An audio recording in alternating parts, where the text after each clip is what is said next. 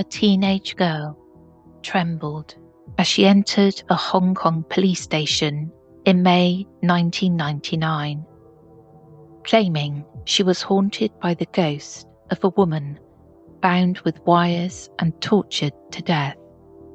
At first, officers dismissed her story as a nightmare until the 14-year-old confessed that the ghost was of someone she had helped to kill. She led investigators to a rundown flat in Kowloon, where a grotesque discovery awaited. Inside, an oversized Hello Kitty mermaid doll. Police found a decapitated human skull. This find unravelled one of Hong Kong's most horrifying crimes, a case of abduction, prolonged torture, and murder. I'm Sarah Powell, and this is Obscurata, because some stories have no ending.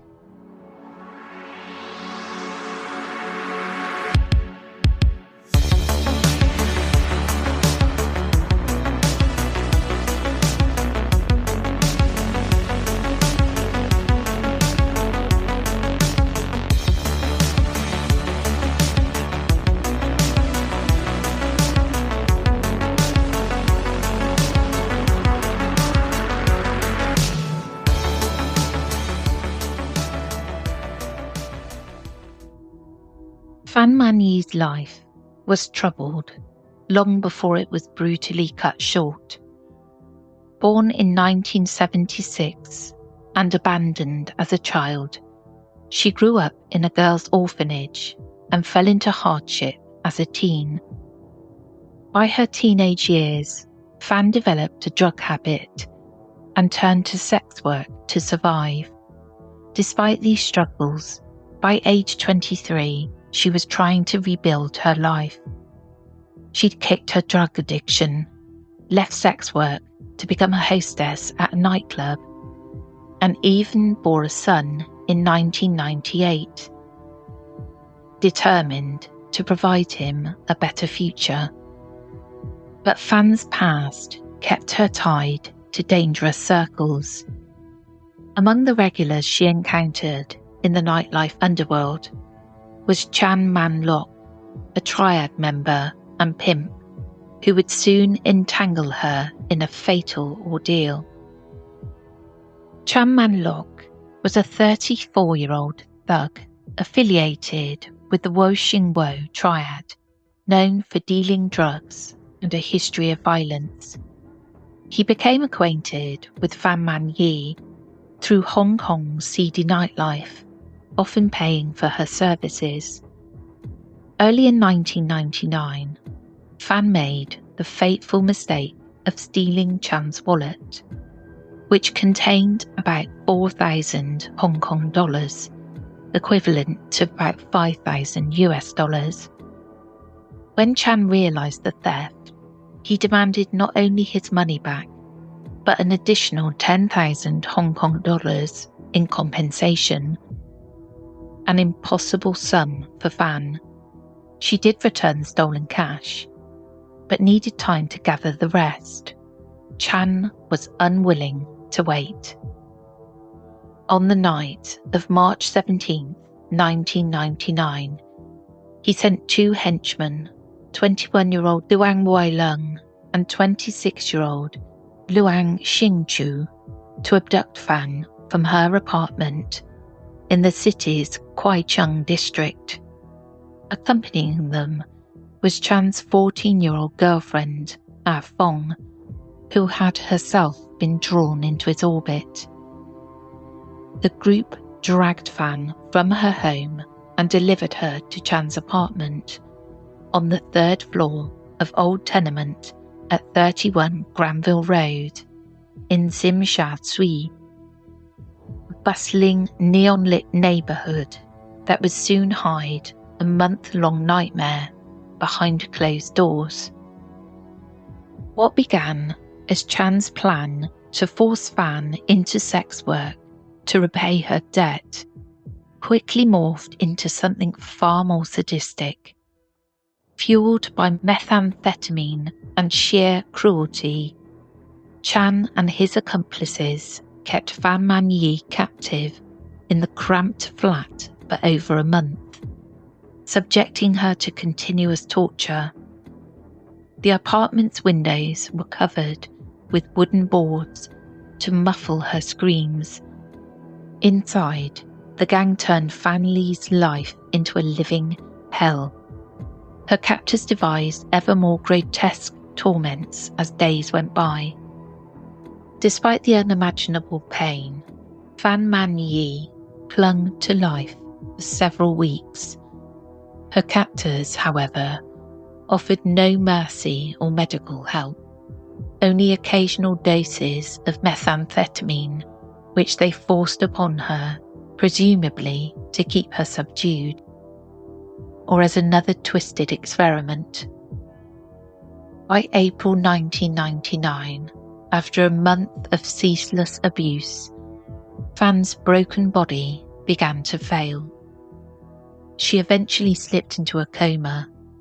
Disturbingly, even while she was unconscious, the torture did not stop. Sometime between April the 14th and 15th, 1999, 23-year-old Fan Man Yi finally succumbed to her injuries and died from the prolonged abuse. Her suffering had lasted for about a month, ending not in relief, but in one final act of depravity by her captors. When the group discovered that Fan had died, lightly finding her lifeless body in the morning, they did not mourn or panic in the usual sense. Instead, Chan Man Lok and his cronies saw her corpse as merely a problem of evidence to be disposed of. What followed was a grisly effort to erase traces of the crime. They moved Fan's body into the apartment's bathtub and began dismembering her with saws and knives. Piece by piece, they cut apart the 23-year-old's remains. To prevent the smell of decomposition and make the dismemberment easier, they boiled her body parts in pots of hot water on the stove. Internal organs were plucked out and stuffed into plastic bags. Most of these bags of remains were later dumped as trash in various garbage bins around the city. Chan Man Lok took a particular interest in Fan's severed head.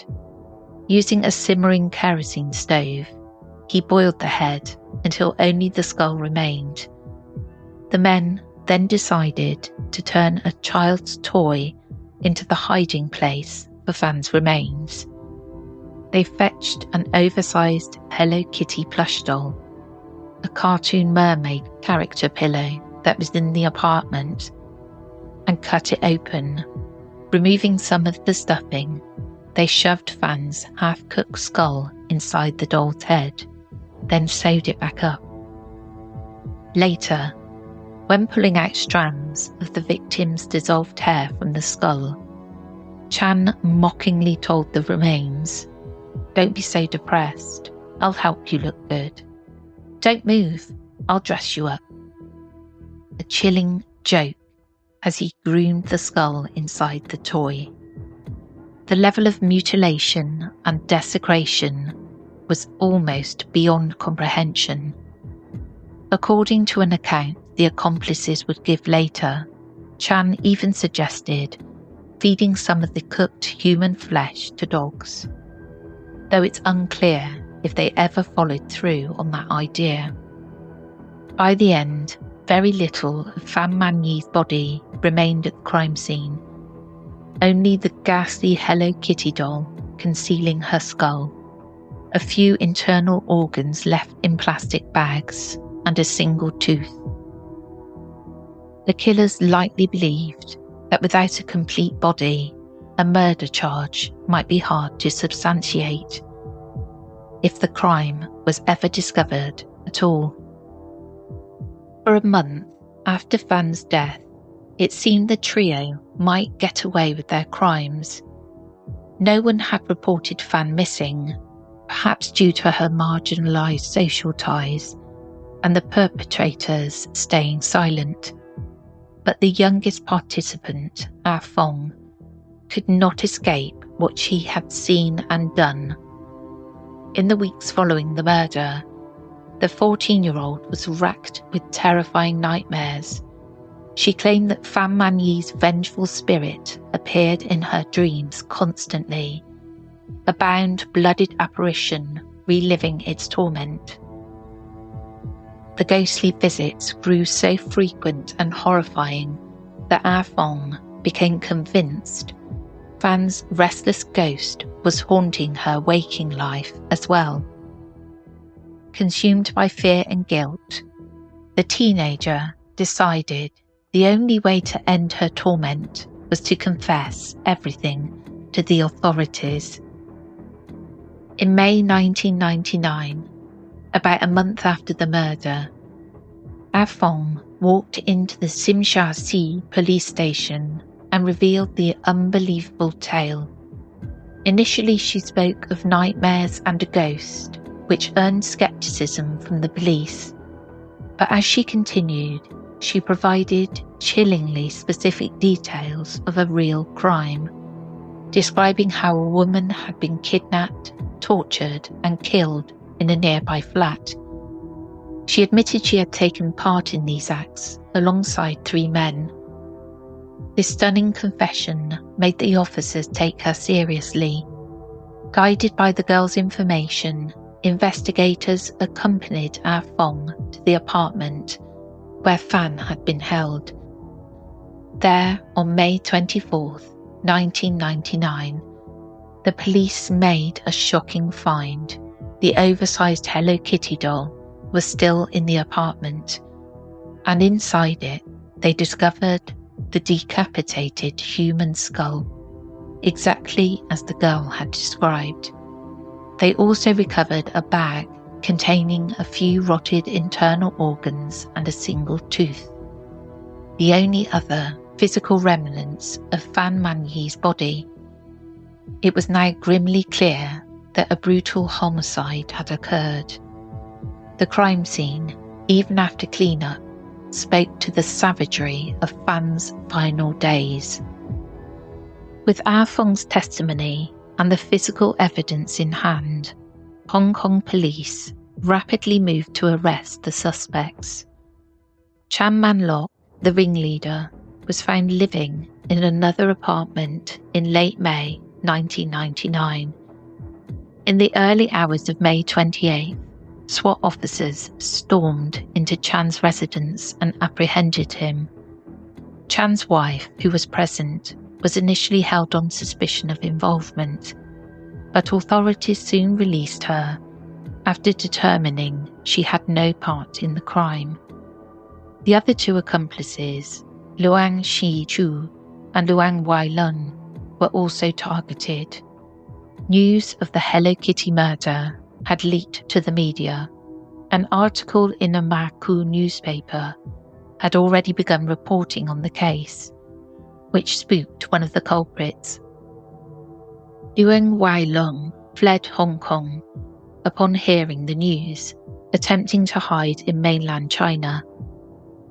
He was placed on Interpol's wanted list, and by February 2000, Chinese authorities caught him trying to travel under a forged identity. Luang Wai-lun was extradited back to Hong Kong to face justice. Luang Xiangchu, meanwhile, was taken into custody in Hong Kong. All 3 men, now in their 20s or 30s, were charged in connection with Fan Man-yi's death. Thanks to Ah Fong's cooperation, the case against them was strong, though, as the trial would show, holding them fully accountable for murder proved challenging. Forensic experts worked to identify the recovered skull as Fan Man-yi's, since so little of her remained. Using dental records and a photo overlay technique, matching the skull to old photographs of Fan, they confirmed in early June 1999 that the skull was indeed that of Fan Man Yi. This gave prosecutors solid evidence tying the body to the missing nightclub hostess. However, the cause of death was harder to pin down, with Fan Man's body largely destroyed, whether she died directly from the torture or possibly from a drug overdose, given the meth found in her system. This ambiguity would become a pivotal point in court.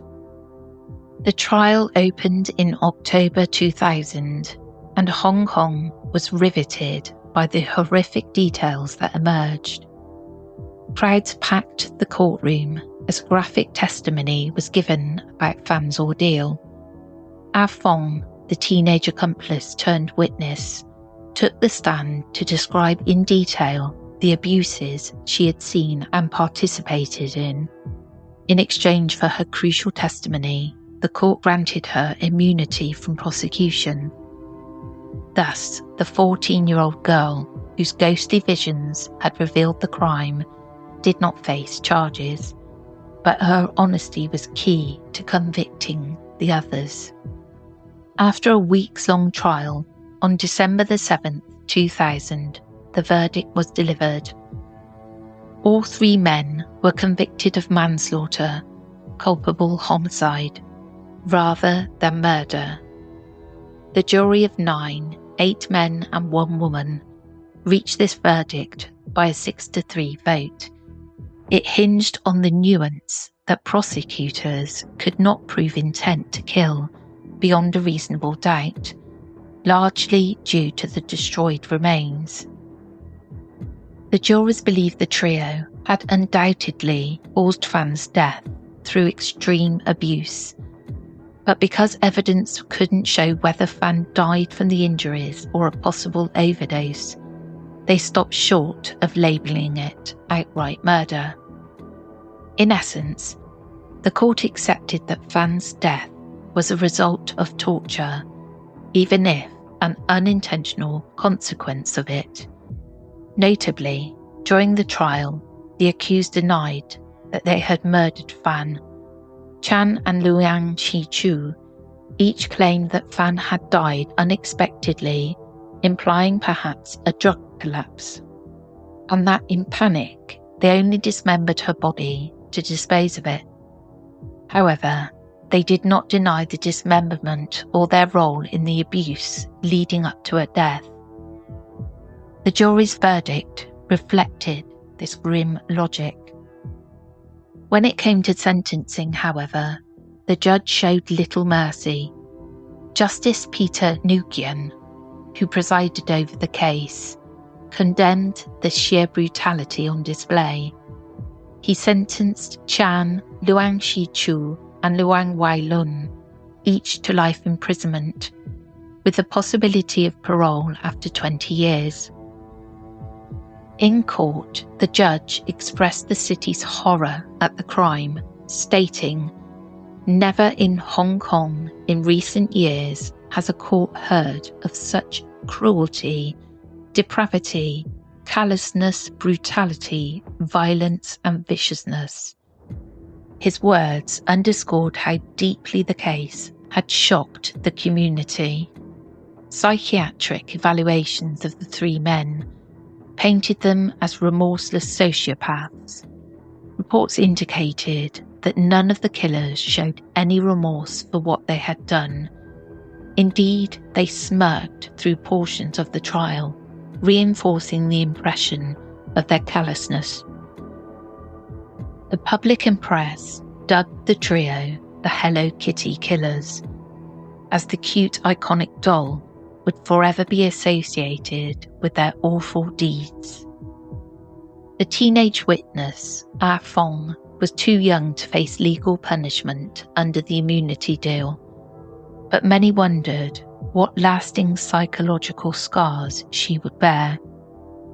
Her testimony suggested she participated in the torture out of fear and grooming by Chan, but also that she had joined in on some beatings, a fact that made her both a victim of Chan's influence and a perpetrator. Hong Kong society reacted to the trial's outcome with a mix of relief and outrage. Relief that the perpetrators would be locked away, potentially for life. Outrage that the charge was manslaughter rather than murder, a technicality of evidence that some felt robbed Fan Man-yi of full justice. Still, life imprisonment in Hong Kong is a severe sentence, with a minimum of 20 years before any parole review. So in practice, the men would serve lengthy terms. In later years, one of them, Luang Xingzhou, appealed and had his life term reduced 18 years and was actually released in 2014. He regrettably went on to reoffend, being convicted in 2022 for the sexual assault of a young girl. The other two, Chan and Luang Wai-lun, remained behind bars in Hong Kong's Stanley Prison, still serving their life sentences. The Hello Kitty murder quickly cemented itself as one of Hong Kong's most notorious crimes. Details of the case splashed across headlines worldwide. A severed head in a Hello Kitty doll was a lurid story that many could barely believe. The public reaction in Hong Kong was one of collective revulsion and fear. A city known for its low homicide rate and safety was confronted with a crime of mind-boggling savagery. Parents shuddered at the fact that a schoolgirl had been involved. It was, as one reporter noted, one of the most depraved crimes in living memory. Almost immediately, the case took on a life of its own in local law. The apartment at 31 Granville Road, where Fan suffered and died, gained a reputation for being haunted. Neighbours whispered that late at night, faint sounds of a woman crying could be heard along the building's halls, or that a female apparition had been spotted near the stairwell. Taxi drivers reportedly refused late-night fares to that address, and residents avoided walking past that building if they could help it. The flat itself remained unrented. No one wanted to live in a place where such an atrocity had occurred, fearing either bad luck or restless spirits. Over time, most of the building's occupants moved out, spooked by its notorious reputation. The property became one of Hong Kong's infamous haunted houses, stigmatised to the point that its market value plummeted. And only the most unsuperstitious or financially desperate would consider living there. In traditional Chinese custom, each year, the 7th lunar month is Ghost Month, when the gates of the underworld are said to open and spirits roam free. Just weeks after the building was finally emptied, and in subsequent years, locals made offerings during Ghost Month outside number 31 Granville Road. Witnesses saw small fires burning in metal bins behind the building as people burned joss paper, spirit money, and left food to appease what they believed was Fan Man-yi's restless ghost. Taoist priests were even brought in to perform rites to pacify the spirit and cleanse the place of evil. But the dark aura remained in the public mind. As one local worker later confided, "I wouldn't live on that site, even in a new building. No one wanted to live there." Such was the fear that Fan's tortured soul might still linger. Eventually, more than a decade later, practical matters took over.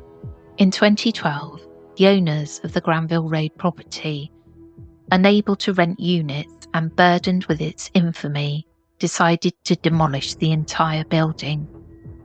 By eerie coincidence, demolition finished during Ghost Month that year.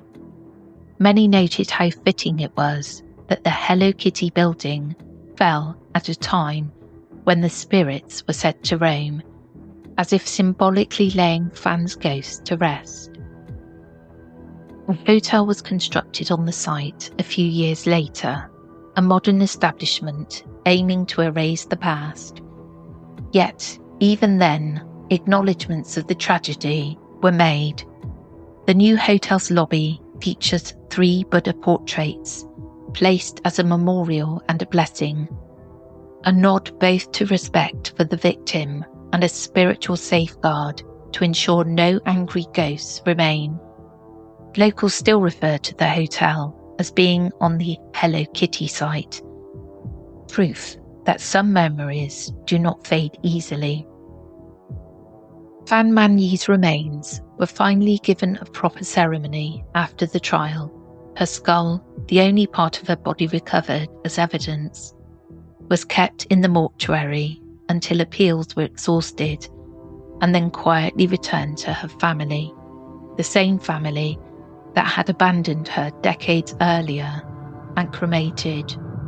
One hopes that, with this fact, Van's spirit found some peace.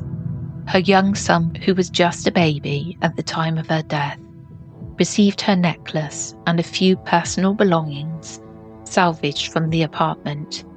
He is now a young man, a living legacy of Van's life that was so brutally cut short. Well, that is the end of the episode. I'm sorry if it was a bit gruesome for some of you. I'd love to know what you think on this case. I believe personally that if something so horrific happens in a place, that it leaves a mark. Most definitely, that energy must still be there in some form. I also have a review to read. I'm really sorry, Susan, I missed this one. It's because of the app I use to get the reviews. It's different. And so I can see the ones in the UK really easily. Susan wrote, "Already hooked. I love this episode. Wow. Absolutely a head scratcher. Looking forward to the next." And that was from Susan A. Bowman. Thank you so much, Susan. Really appreciate it. And if you are enjoying the podcast, please leave a review or a rating. That would be fabulous. It's just so when other people take a look, it's not all bad reviews, because I think I've got a couple of 1 stars. I'm not sure. But we'll see how it goes. A quick thank you to Rog for fact-checking and editing this episode. And if you're into paranormal things, not quite as gruesome as this case, I do another podcast with my 15-year-old son called The Whispering Woods. And as always, thank you for listening. Until next time, stay curious and keep the lights on, just in case.